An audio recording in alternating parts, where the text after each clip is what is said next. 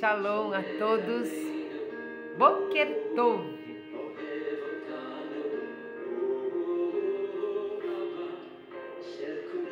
Avraham Fried.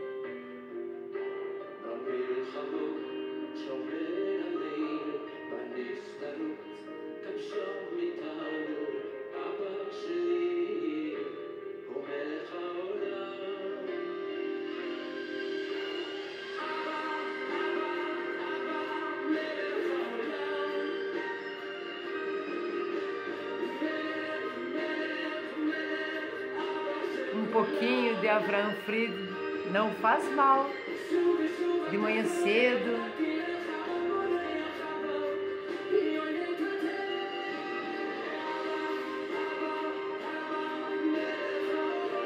Depois nós escutamos mais um pouquinho, se eu me lembrar.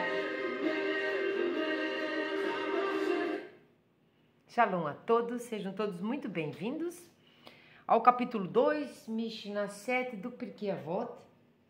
Momento do livraço, a ética do Sinai.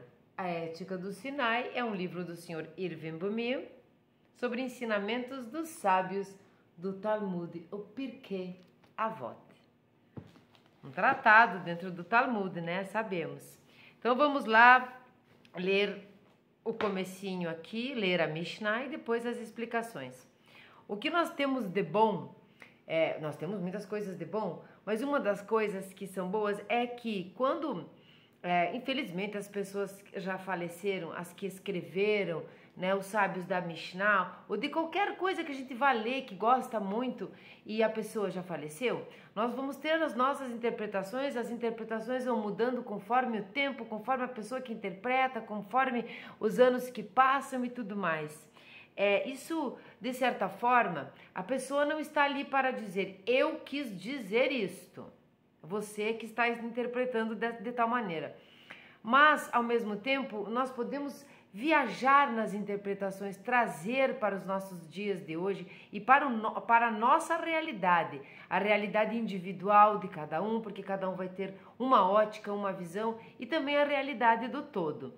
É como quando nós olhamos para um quadro, aqueles quadros que não se sabe o que está desenhado, o que está pintado, né, que muitos chamam de arte, às vezes eu não chamo de arte, mas a maioria das vezes são grandes artistas que desenham coisas abstratas, pensamentos que tiveram, sensações, é tudo uma mistureba muito importante para a pessoa que pintou. E a gente vai e olha, às vezes é um quadro abstrato, colorido, bonito, que nos traz coisas boas, às vezes nos traz coisas não tão boas, enfim, nós podemos interpretar, não é exatamente ao nosso bel prazer, mas também é.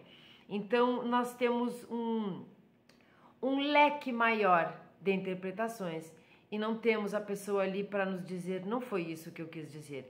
Então, é bem importante a gente ler uma Mishnah, saber de algumas interpretações de pessoas estudiosas como o Sr. Irving Bumim e nós colocarmos a nossa própria interpretação e trazermos para o nosso dia, para a nossa realidade, para o nosso cotidiano. Então eu vou ler aqui a Mishnah, que não vou tentar ler de óculos, que não é longa e embora não seja longa, é uma das mais importantes quando nós estamos falando de justiça, não a justiça aqui exatamente do mundo, justiça de Deus, quando as coisas parecem que não são justas para nós, quando nós ficamos nos perguntando, não é possível isso, o que eu fiz para merecer e tal e coisa, essas coisas que a gente como humano adora falar. Então é o capítulo 2, Mishnah 7, sejam todos muito bem-vindos. Afru, aqui esse Afru, esse Ru aqui, esse ele aqui é Hillel, estamos em Hillel ainda. Afru, Ra'agul Gilet Ahat, Shetsafa al Pnei Hamayim, Omer la al Da'ateft Atfur, Vesof Metayafeich Yetufon. Palavras difíceis, né? Palavras estranhas para nós. Será que são estranhas? Vamos ver então a tradução. também ele, Hillel,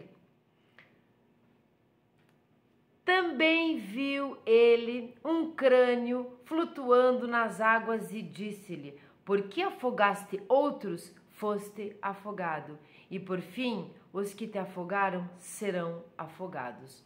Essa máxima do Hillel, se eu não me engano, eu já fiz aqui um áudio de histórias que ensinam ou algum short, em algum momento nós já falamos essa Mishnah.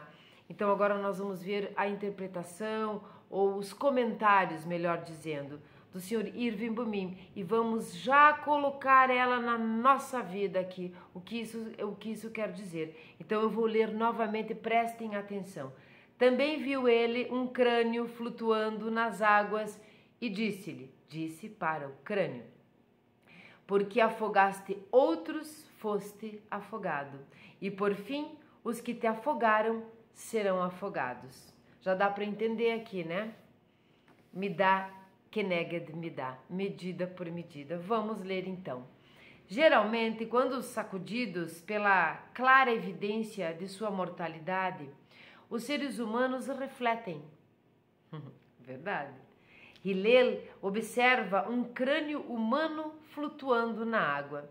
O mais provável é que se tratasse de restos de um homem afogado, e essa visão desperta nele reflexões quanto à precariedade da existência humana e a angustiosa pergunta de se tudo isso é justo e lógico. Para Hillel, não existe tal questão angustiante. Se um homem foi afogado, foi um caso de midá keneged midá, medida por medida. Porque afogaste outros, foste afogado. A pessoa afogada, a cujo cadáver aquele crânio pertencera, havia afogado outras, por sua vez. E isto significa que um novo assassino estaria em liberdade, diz Hillel, e que a divina providência viria a punir este criminoso com um destino semelhante. Desculpe, eu e o chimarrão, para matar a sede da tradição. Eu tomo chimarrão e aí eu fico toda engasgada. Vamos entender isso aqui. O que ele diz ali? Para Hillel não existe tal questão angustiante, porque se você afogou alguém, se você foi afogado, é porque porventura você afogou alguém. Então temos um assassino aí à solta, porque é um ciclo que não termina se alguém não parar, né? O Todo-Poderoso atua no mundo. Ele modela o destino do homem e organiza os assuntos humanos, grandes e pequenos, de acordo com os princípios de recompensa e castigo. Entendam aqui onde ele diz: o Todo-Poderoso atua no mundo, ele modela o destino. Gostei. Ele não determina o destino, ele modela o destino, conforme nós já estudamos, de acordo com o nosso livre-arbítrio, de acordo com as coisas que nós fazemos, com as nossas ações. Temos possibilidades de vários finais, temos possibilidade de vários desenvolvimentos neste texto que é a nossa vida. Então ele modela, de acordo com os princípios de recompensa e castigo. Este é um princípio fundamental do judaísmo. As boas ações são recompensadas, as más castigadas. Apesar de o Bedim, né? Lembra o Bedim, a corte rabínica, que determina o castigo não existir mais, a corte celestial assumiu seus deveres e age através da sequência dos acontecimentos. Um homem não machuca um dedo aqui embaixo, na terra, dizem os sábios, a menos que assim tenha sido antes decretado nas alturas. Quando ele diz aqui que não tendo mais a corte rabínica que determina o castigo, é no caso mesmo do crime. Então, foi descoberto que a pessoa foi jogada, foi afogada propositadamente, né? Não tem, mas existe a lei divina que vai fazer esse dever. Embora nós precisamos entender que, mesmo existindo a corte rabínica, mesmo existindo o direito, existindo o poder de polícia, existindo as penas, Hashem sempre está acima. Então, até mesmo as penas que são deferidas para aquela pessoa, aquilo também está sob os cuidados de Hashem. Não obstante, aqui nos defrontamos com uma dificuldade. Se este homem, cujo crânio está agora flutuando, mereceu ser afogado, por que seu assassino deve ser castigado? Nós vamos voltar aqui, tá? Eu vou ler até o final. A resposta é que a providência geralmente dispõe as coisas de modo que seja um perverso que sirva como agente de um castigo. É verdade que a vítima mereça morrer para saldar sua dívida, mas o assassino não agiu movido pela intenção de ser instrumento da justiça divina, mas escolheu cometer o crime, razão pela qual é considerado culpado de assassinato pela corte celestial. Nós vamos explicar cada pedacinho deste parágrafo porque ele é bem importante. Não obstante, aqui nos defrontamos com uma dificuldade. Se este homem cujo crânio está agora flutuando mereceu ser afogado, por que seu assassino deve ser castigado? Então nós vamos ver o seguinte, quando esta pessoa, vamos imaginar que ela não tenha se afogado simplesmente, ela foi afogada. Ele mereceu porque afogou muitos, e não precisa ser exatamente afogamento. Mas aquele que o afogou, embora pareça ter sido uma justiça, não precisava ter sido pelas mãos dele. Então, às vezes a gente vê uma coisa acontecendo e você vê que, mas merecia mesmo aquilo, sabe? Que vontade de pegar e esgoelar aquela pessoa. Que não seja pelas nossas mãos. Então, aquilo que não é destino, mas enfim, a providência divina dá um jeitinho, não, também não é isso, mas promove algo que seja um perverso fazer isso, e não alguém que não seja perverso, para esse ciclo ser, quem sabe, cortado, não é? Porque se um crime foi cometido, alguém cometeu. Este alguém, mesmo que seja justo aquela outra pessoa morrer disso, não precisava ter sido você. Agora você é o assassino. Então que seja um perverso e não um não perverso. Mais adiante ele diz, é verdade que a vítima merecia morrer para saldar sua dívida, quer dizer, matou muitos, para que haja um equilíbrio agora, natural, um equilíbrio que nós possamos chamar de justiça, né? Ainda não é lógica, mas de justiça, é que este que cometeu tantas coisas esteja saldando sua dívida. Então ele merecia morrer assim, mas o assassino não agiu movido pela intenção de ser instrumento da justiça divina, mas escolheu cometer o crime, quer dizer, a escolha está nas nossas mãos. Ele não foi um justiceiro ali, ele matou, então ele é um assassino também.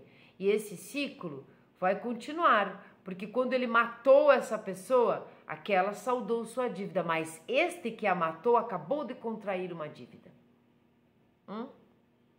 No mesmo sentido, a Torá propõe que, quando edificares uma casa nova, farás um parapeito no teu telhado. Estudamos sobre isso, né? Tapar buraco, né? Colocar corrimão ao lado das escadas, para que não ponhas culpa de sangue em tua casa, quando alguém dali cair. Observe a expressão quando alguém dali cair, tipo, sim, vai cair. É quando alguém cair, ele não está colocando dúvida, que sugere uma pessoa destinada, de acordo com a providência, a cair. Aquela pessoa merecia cair. Aquela pessoa, enfim. Então as coisas vão se ajeitando, vão se moldando. Por isso diz ali, modela o destino, não determina. Por quê? Porque se você colocar um parapeito, se você colocar as coisas que cercam, que protegem os lugares perigosos da tua casa, esta pessoa que dali vai cair, né? Quando ela cair, não será na sua casa. Então, ele modela. Mas é você quem decide. Somos nós quem decidimos fazer ou não fazer. Algo correto ou algo não correto. Mas se ela está destinada a cair pela providência, por que nos preocuparmos com ela? Por quê? É bem verdade, dizem os sábios, que se alguém cair de um telhado sem parapeito, esta pessoa estava destinada a cair, pois seu destino estava traçado. Mas a pessoa boa e meritória é recompensada, enquanto a pessoa carregada de culpa recebe punição. Porque ser um instrumento carregado de culpa através de quem o céu executa uma sentença de morte, então, novamente, por que ser um instrumento carregado de culpa através de quem o céu executa uma sentença de morte? Quer dizer, por que ser na sua casa? Proteja a sua casa, proteja a sua família, proteja você de não ser aquele que acarreta o mal do outro, a morte do outro, o tombo do outro e tenha que vir pagar esta dívida. Tem algumas coisas que precisam ficar claras quando nós falamos sobre midá keneged midá, que há um equilíbrio natural e ele, nesse momento, o que pode parecer não justo é não só justo, como lógico.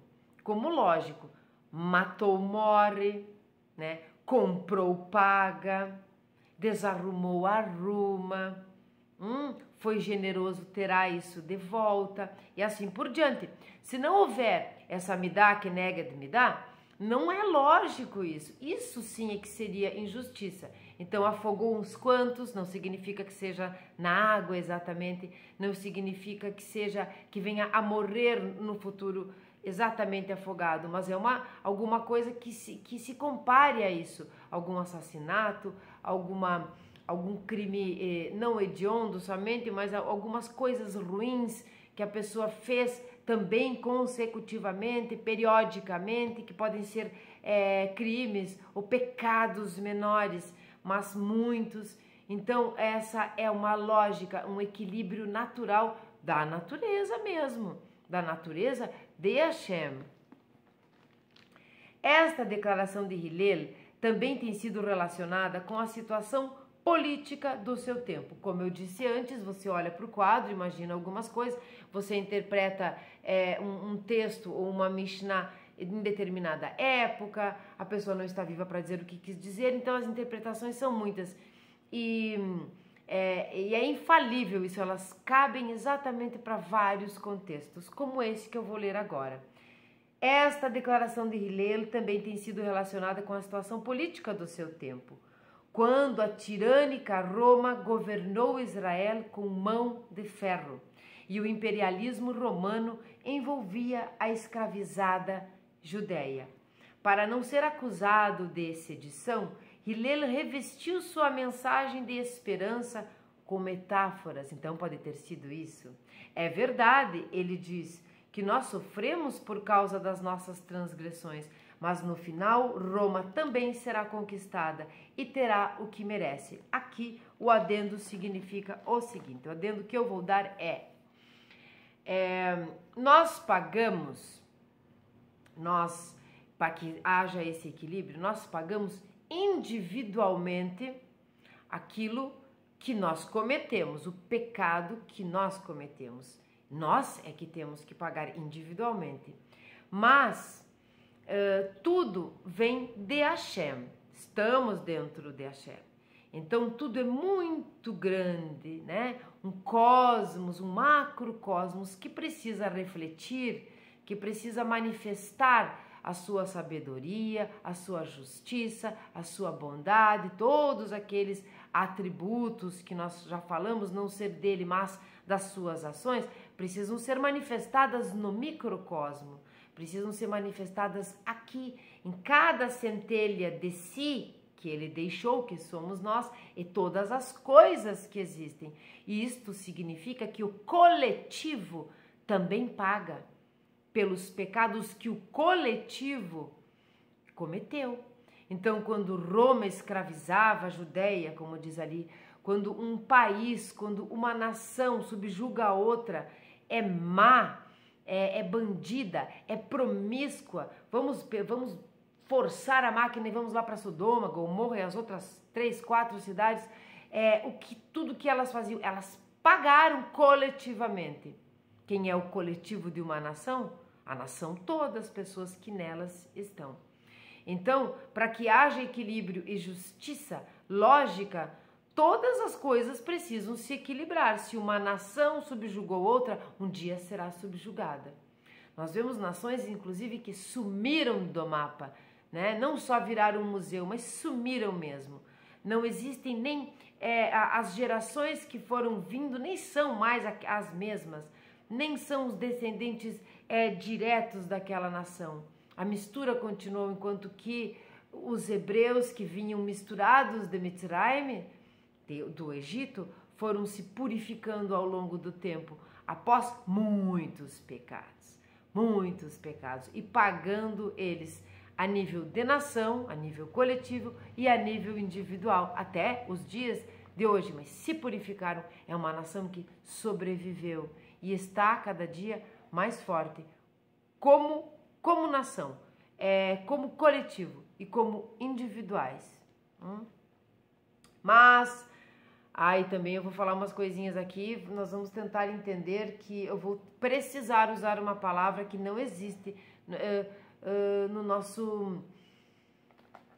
Vamos lá, Sharon, vamos tentar. Quando nós falamos de causa e consequência, nós entendemos que tudo aquilo que uma bolinha jogada na parede, ela vai ricochetear e provavelmente venha na nossa cara de volta, ou de alguém. Se a bolinha jogada na parede ricochetear e vier na nossa cara, está paga a dívida.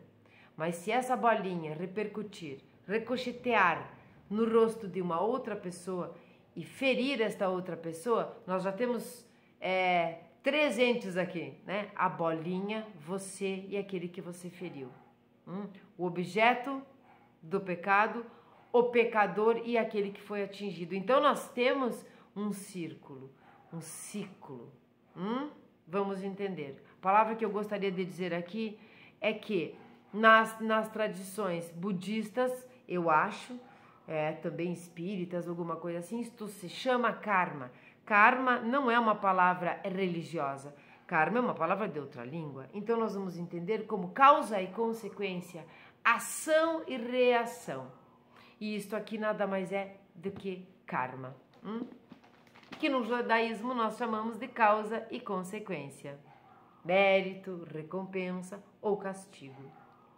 Mas a recompensa e o castigo, midá, keneged midá, né, medida por medida, não pode ser a única explicação para a dor e a tribulação carregadas pelo ser humano. O livro de Jó conta a respeito do sofrimento que atingiu um homem, ensinando-lhe novas sabedorias, conhecimentos e conscientizando-o dos modos de agir do Todo-Poderoso. Bom, se quem não leu Jó, eu aconselho ler Jó. Acho que todos aqui conhecem a Bíblia, The Bible, já leram corridamente toda ela. Importante isso. É como um grande livro de estudo que não basta ler uma vez. Então, se vocês não leram, voltem lá a ler Jó. Porque as coisas que aconteceram com aquele homem, aquele relato, são muito grandes. São muitas coisas. Ele tinha tudo, porque um homem de hoje diria, onde está Deus? Ele tinha tudo para dar as costas para Hashem, como se isso pudesse ser feito. Ele tinha tudo para dizer, não aguento mais, né? Perdeu todos os filhos, perdeu todo o dinheiro, ficou muito doente, coisas horrorosas. Só que de todas as coisas que aconteceram com ele saiu melhor delas. Ele entendeu algumas coisas, ele aprendeu algumas coisas. E quando nós falamos de causa e consequência e de vida após vida, aquele era uma personagem que muito provavelmente na próxima vida veio muito limpo, muito puro e muito sábio, porque nós viemos para cá e vamos consertando e voltamos para Hashem. Viemos para cá, vamos consertando e vamos indo. Conforme nós continuamos pecando, nós temos que voltar para continuar o tikkun o tempo todo. Mas quando nós vamos nos purificando, aceitando as coisas difíceis, assim como nós agradecemos as boas, nós vamos nos purificando e nos consertando. Então nós vamos ficando melhores. E assim é a maneira de nós chegarmos mais próximos de Hashem. No capítulo 5, Mishnah 4, nós vamos ver, eu não vou ir lá porque nós vamos ficar aqui, vamos ficar curiosos. No capítulo 5, Mishnah 4, veremos que 10 provas recaíram sobre Abraão. Por 10 vezes ele encarou a crise e os problemas para poder atingir maiores alturas. Entendem? É isso que nós estávamos falando. Quando você aceita, aqui, se eu não me engano, foi sobre o pseudo-sacrifício de Yitzhak, eu talvez tenha falado em Ler Lerá, eu tenha falado em algum momento sobre os 10 testes, as 10 provas que Avraham Avinu passou. Então, não parecia justo, mas ele não deu as costas ao que estava acontecendo, ele já era grandão e ele foi aceitando, aprendendo e passando por aquilo, porque ele almejava chegar em alturas, em maiores alturas. É o que nós estávamos dizendo, a cada vinda, a cada descida, entre aspas, na matéria, nós podemos estar melhores, mas se nós continuarmos pecando, nós não vamos estar melhores, então nós vamos ter que ser afogados.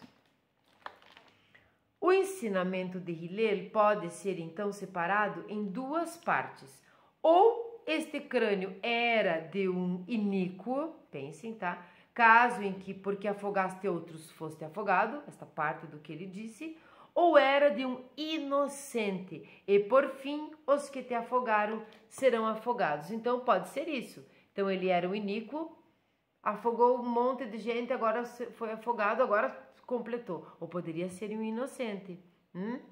Poderia ser um inocente. Então aqueles que o afogaram seriam afogados.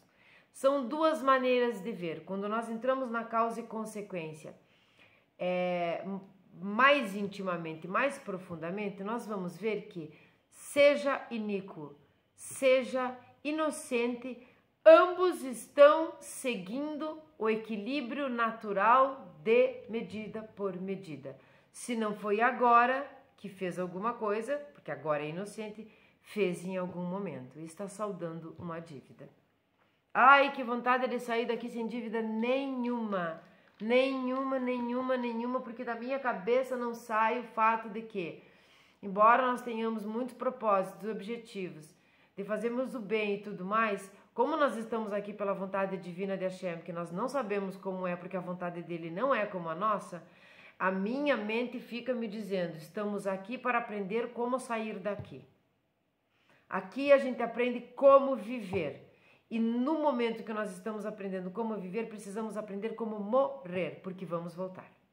Então, que nós morramos puros, cheios de teshuvá, né? Os caminhos da providência são dos mais insondáveis e inescrutáveis. Podemos saber ou deduzir alguns princípios, mas não podemos saber como eles se aplicam a casos individuais. Tudo que podemos afirmar é que o Eterno é Deus justo e pleno de retidão, sem iniquidade. Quando ele diz aqui que não podemos saber como eles se aplicam a casos individuais, é justamente isso. Quando você diz, mas ele era inocente. Se ele era inocente, não tem essa de medida por medida, nós não sabemos entender. Quando foi que esse inocente causou alguma coisa para hoje, naquele momento, estar pagando com aquela devida consequência. Então nós não sabemos isso. E que bom que não sabemos. E que bom que o anjo dá o peteleco aqui e nós esquecemos não só a Torá, como todas as coisas e as nossas outras vidas, porque nós não saberíamos usar o nosso livre-arbítrio. Provavelmente nós fugiríamos dos sofrimentos. Provavelmente nós talvez nem quiséssemos ficar por aqui. Então, o equilíbrio e a lógica não se firmariam no mundo. Bom, pense num alfaiate. As analogias são maravilhosas. As analogias são maravilhosas, o judaísmo é muito forte nisso. Eu gosto muito porque, como eu gosto muito de ciência também, a ciência se ocupa muito de analogias simples para explicar algo muito complexo. O judaísmo usa coisas simples para explicar algo muito profundo, né? Pense num alfaiate com um corte de tecido. Pensem no alfaiate. Pensaram? Ele corta e costura muitos pedaços de formas e tamanhos distintos. Você, que não é um alfaiate, está olhando. Se você observá-lo, ficará perplexo, indagando-se o que ele está fazendo. Você não sabe o que vai sair dali, né? Só quando a roupa começa a tomar forma é que se percebe que o alfaiate trabalhou de acordo com um plano. Então você vê as coisas acontecendo, coisas que te parecem injustas, com o seu amigo, com você mesmo, com a sua família, e você pensa, meu Deus, o que é isso? Né? Mas quando todas as peças se encaixam, no final você percebe, era isso. Era um plano e era divino e era para o bem. Uma peça se converte na parte traseira, estamos lá na roupa. Outra na dianteira, uma terceira na manga. O mesmo ocorre com a vida. Nós, seres humanos, não podemos entender porque certos eventos se juntam formando uma vida e nem como eles estão relacionados. Não conseguimos, mesmo nos aprofundando, captar por que uma coisa aconteceu e outra não. O Todo-Poderoso disse a Moshe: E retirarei depois a minha glória e verás minhas costas e o meu rosto não será visto. Os seres humanos só conseguem enxergar as costas, isto está entre as pinhas, os eventos passados da atividade divina, os rastros deixados nas areias do tempo. Depois que as coisas ocorreram, podemos ter uma percepção tardia dos fatos e ver neles a mão da divina providência, mas não estamos em condições de prever exatamente o que o céu fará num caso específico. Neste caso aqui, por nós não sabermos e termos, sim, os exemplos, as histórias, as coisas que vimos no passado, o que nós podemos fazer aqui? O que nós devemos ter aqui para prevenir futuros afogamentos nosso e da nossa família? Porque saibam que, às vezes, coisas que nós fazemos parece que não repercutem em nós, parece, né? E quando você vai ver os seus descendentes, os seus filhos, os seus familiares sofrendo coisas que talvez você tenha começado a plantar. Essa é a parte familiar, esta é a parte coletiva de um pecado, de uma midá keneged midá. Você paga a sua dívida sozinho, mas quando a sua dívida repercutiu, ela respingou nos seus descendentes, naqueles que estão à sua volta, então nós teremos um pecado coletivo a ser pago, a ser sanado, e esse é um grande pepino, porque aí nós não conseguimos compreender por que aquele está sofrendo se fui eu quem fiz, por que meus filhos têm que sofrer. Então pensemos que a maneira de nós prevenirmos algumas coisas nós estamos estudando sobre isso, então nós não ignoramos esses assuntos, o que nos deixa responsáveis, não é mesmo? Quando a gente ignora um assunto, a gente é menos responsável. Quando a gente tem conhecimento daquilo, a nossa responsabilidade aumenta. Então façamos o bem e tenhamos discernimento.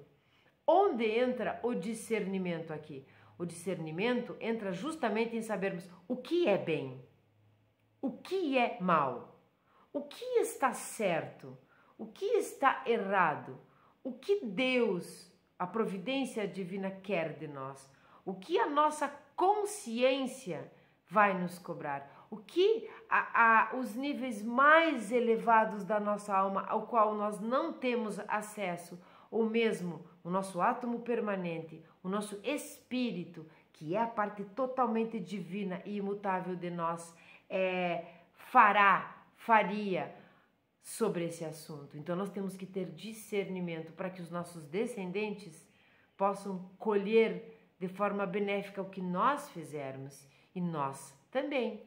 Assim o mundo vai se lapidando, assim as pessoas vão se melhorando, assim ninguém nem precisará ser afogado, nem será afogado e nem será você o assassino o afogador, né? Lembrando que não é só afogamento, é qualquer tipo de matança, tá? Ou qualquer tipo de pecado. São comparações no mesmo nível, né? Coisas maravilhosas, ensinamentos da... Olha, eu não sei vocês, mas as Mishnayot, elas são poderosas. Nossa, elas são nível... Eu não posso dizer que são nível salmos, mas elas são muito poderosas. Porque são pessoas que escreveram sobre assuntos que as comoviam, que mexiam com elas, que elas estudavam e que elas viviam naquele momento, porque é tudo muito antigo.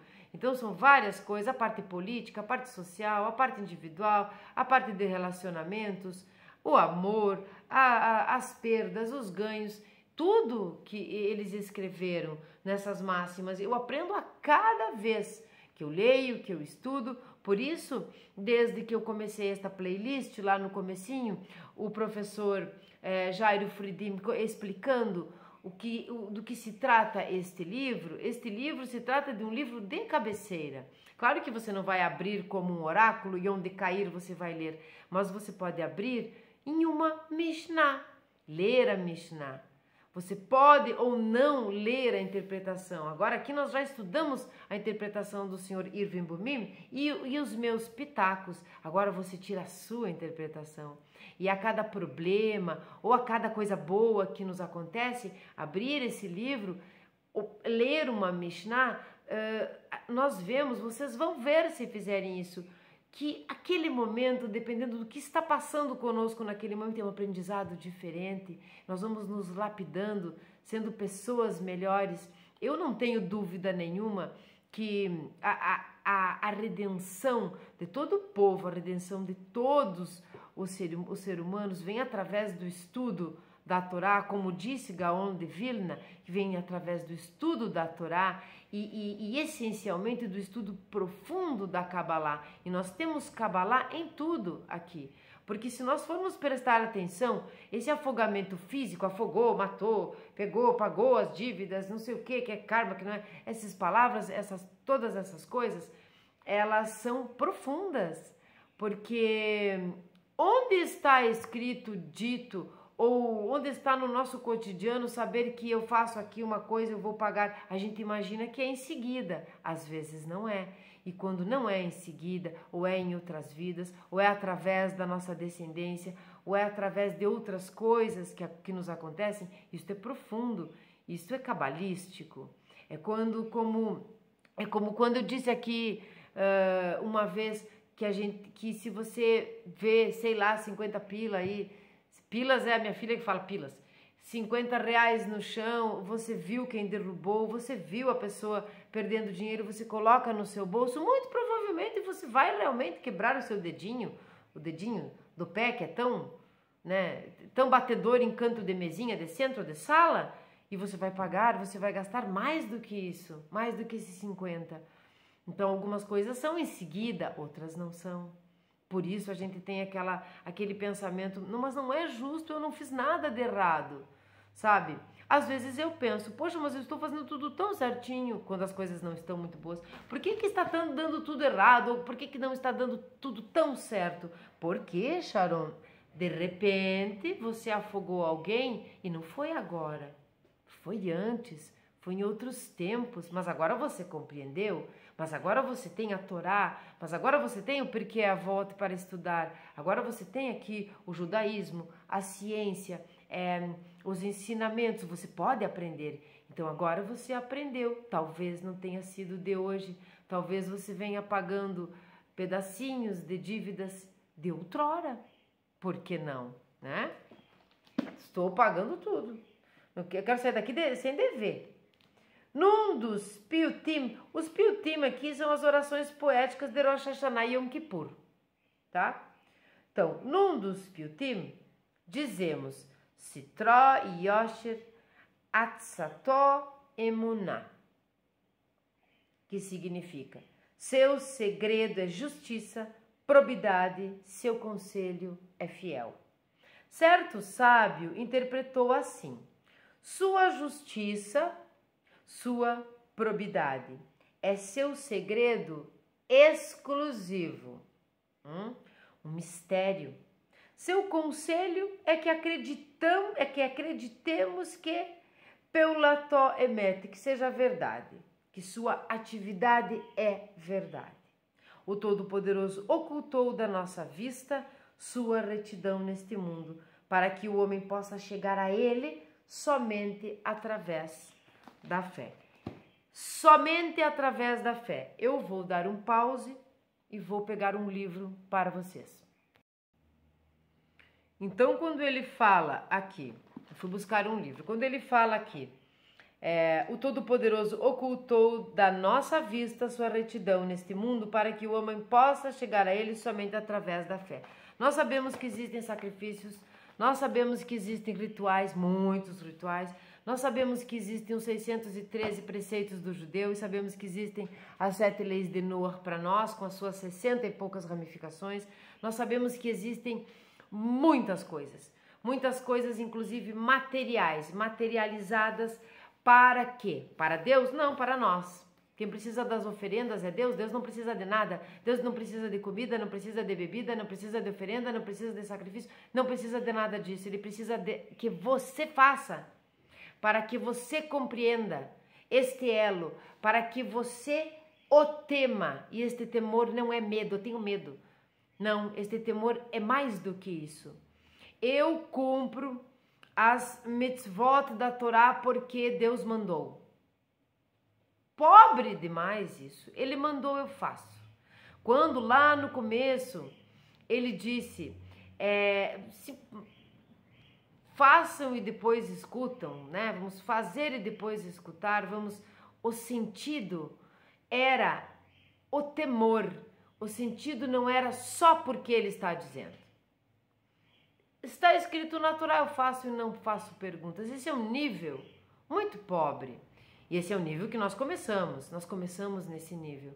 Mas aí nós vamos nos aprofundando, nós vamos nos elevando, nós vamos estudando, nós vamos percebendo toda a ritualística, todos os porquês, cada pedaço, cada tecido, cada unção, cada incenso, cada momento, cada dia propício, todas as coisas dentro do judaísmo para nós entendermos a importância e começarmos a criar uma fé devagarzinho, uma fé lógica, né? Então tinham os milagres, tiveram os profetas, todas essas coisas precisavam ser incutido no nosso intelecto, no intelecto do povo judeu que era misturado, bem misturado, né? O povo se formou no Egito, não se formou em Israel, se formou no Egito. Então as idolatrias, todas aquelas coisas, era para eles, é para nós. Então eu quero ler um parágrafo aqui do Kuzari, que significa justamente sobre fé. Então Deus vai, vamos pegar aqui novamente a última frase.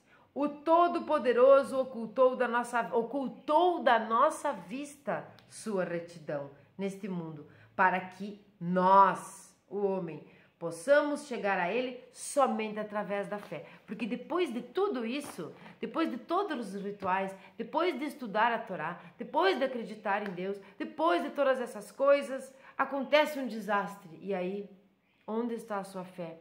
Por que você foi afogado? Você foi afogado porque afogou alguém. Então, a retidão de Hashem aqui, ela está oculta dos nossos olhos para que nós cheguemos a Ele apenas através da fé. Que fé? Fé lógica. Como que ela vai ser lógica depois de todo o nosso processo de aprendizado lá da base? Lá da base, primeiro tendo medo, depois tendo temor, como um pai e uma mãe dentro de casa. A gente obedece porque tem medo de apanhar, né? Quem apanhava? Eu apanhava. A gente obedece porque tem medo de apanhar. Se desobedece, sabe que vai apanhar. Quando a gente vai crescendo, nós vamos entendendo que precisamos obedecer porque eles querem o nosso bem e sabem um pouco mais do que nós.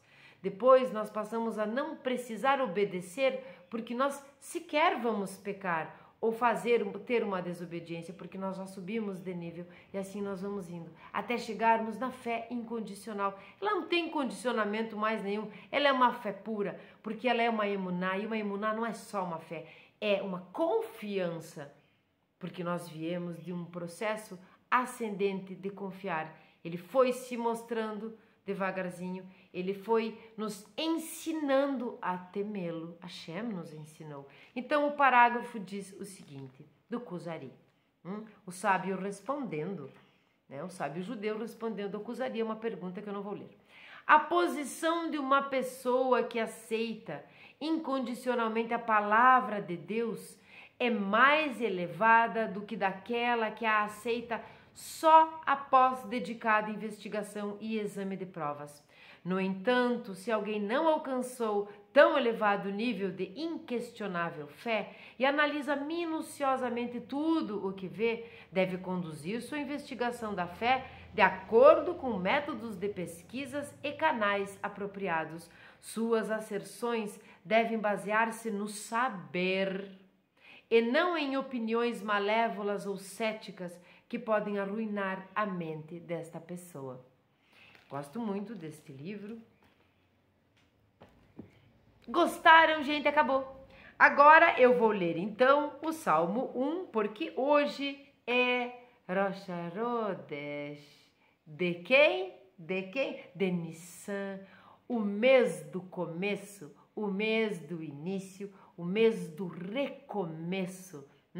Nissan é aquele que abre as portas, abre os mares. Nissan abre tudo, abre a nossa oportunidade, abre a nossa cabeça. É o momento do recomeço, é o momento da saída real, da nossa saída real de Mitzrayim, da nossa saída daquilo que não tem valor. Sabe quando a gente fala assim, que adianta a pessoa que ganha um monte de dinheiro, o Neil Rich, ele era bem pobre, bem cafona, daí de repente ele fica bem rico, mas continua cafona. Por quê? Porque nós precisamos tirar o Egito de dentro de nós, de dentro de nós. O povo saiu de Mitzrayim, mas Mitzrayim parecia que não saía de dentro deles até os dias de hoje. Então hoje, dia 1 de Nissan, nós vamos ler o Salmo 1 e vamos ficar felizes por esse recomeço. Lembrando que quem acompanha a playlist do Hafetz Haim, que é uma lição a cada dia, nós temos o dia 1º, né, 2º, 3º, 4º, 5º, já está lá gravado, né, o vídeo do dia que não é dia 1, do primeiro dia, e que nós começamos então em 1 de Tishrei ou 1 de Nissan. Fiquem à vontade para ir lá na playlist Hafetz Haim e começar do comecinho, no dia 1 ou no primeiro dia, seja lá o dia que você comece, mas poderia ser, muito bem que poderia ser hoje. Qual é o objetivo? Não fazermos Lashon Hará.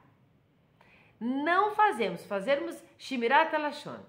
E se nós soubermos de alguém que afogou outra pessoa, não fazermos Lashon Hará nem mesmo sobre essa pessoa.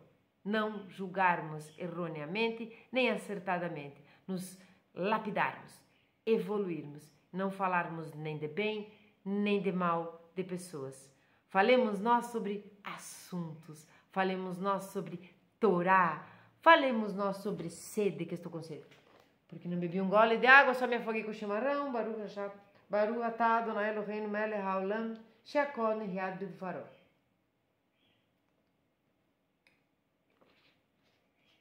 Cheguei a falar errado a benção. Consertei, né? Então vamos lá para o Salmo 1. Tenham todos um ótimo dia. Quando eu terminar o Salmo, não vou falar mais.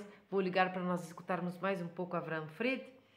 Uma música maravilhosa, Abba, Pai, né? E vamos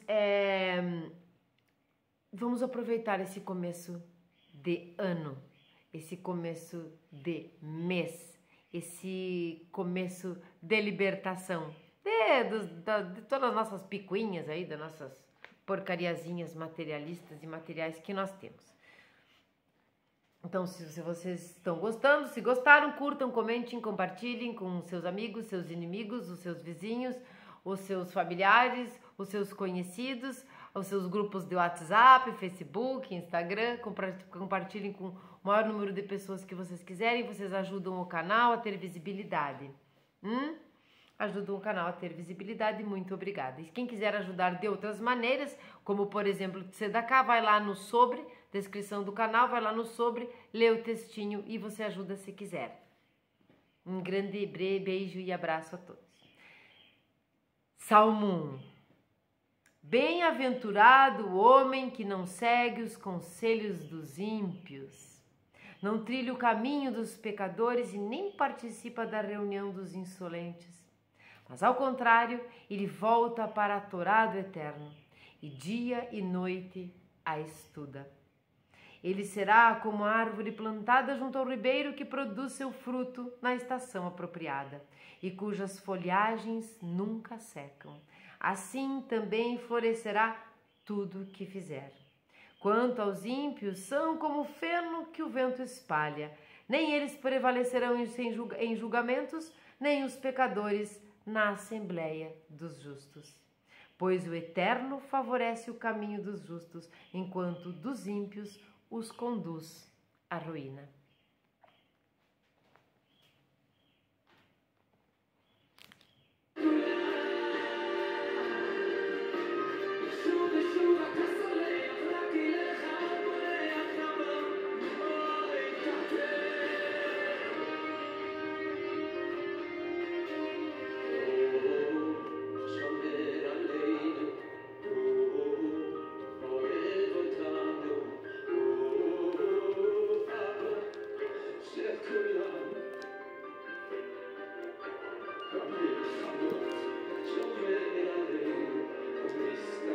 Da direita para a esquerda.